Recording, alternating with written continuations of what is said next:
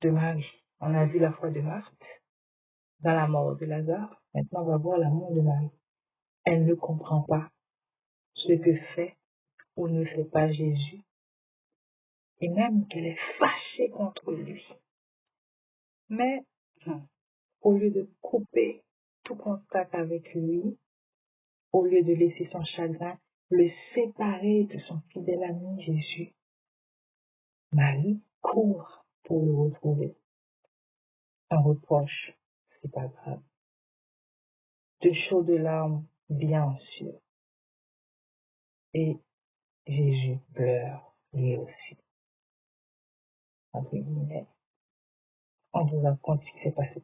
Après donc la discussion, le dialogue important, rempli de foi entre Jésus et Marthe, Marthe est partie pour aller appeler sa sœur Marie.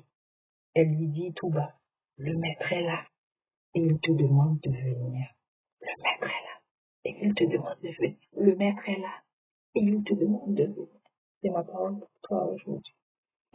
Quand Marie entend cela, elle se lève tout de suite et elle va trouver Jésus.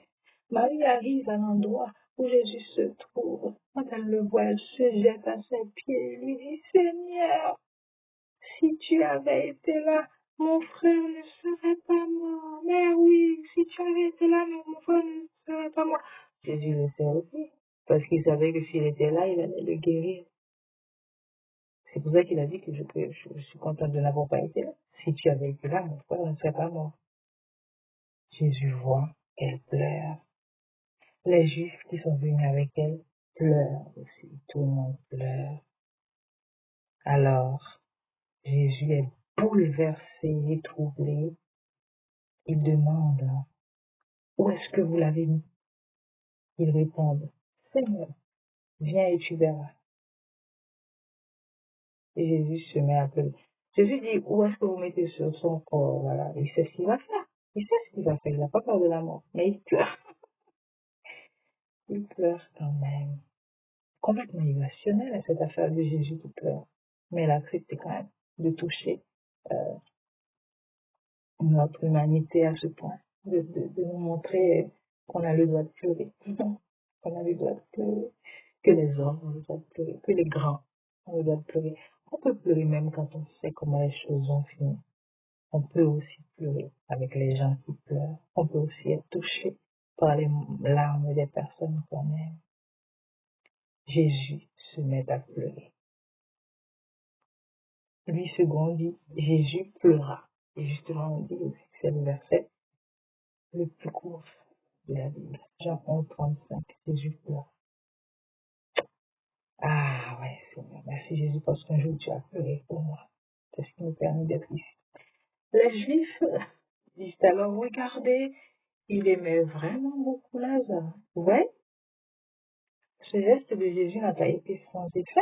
Ce geste de Jésus a permis aux gens de savoir que Jésus a un cœur, que Jésus peut aimer, et même qu'il peut aimer très fort, et même qu'il peut aimer jusqu'à souffrir pour les autres, jusqu'à souffrir pour la peine et la mort des autres, en fait. Hein? Donc le geste de Jésus n'était pas sans effet. Mais en même temps, pendant que certains disent, bah oui, il pleure parce qu'il aimait vraiment beaucoup Lazare, d'autres disent, il a ouvert les yeux de l'aveugle, il n'a pas pu empêcher Lazare de mourir. Ouais, encore une raison pour le critiquer.